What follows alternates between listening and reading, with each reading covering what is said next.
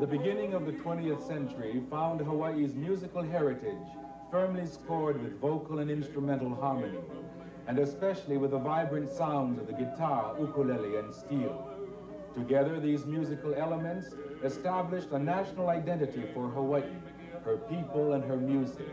In the islands it was and it is. Kanikapila, let's make Hawaiian music.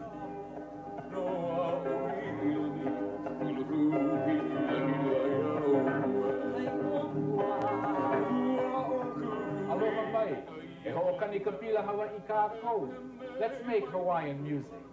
Tonight with Mele Hawaii, we spend a fun-filled evening here at the Blue Dolphin Room on the beach at Waikiki with three of the island's finest Hawaiian entertainers.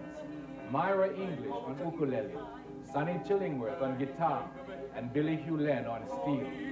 Their music is in the warm style of old Hawaii, a style which totally invites you to be a part of Hawaii's life, so vividly reflected in the performance of our island's music.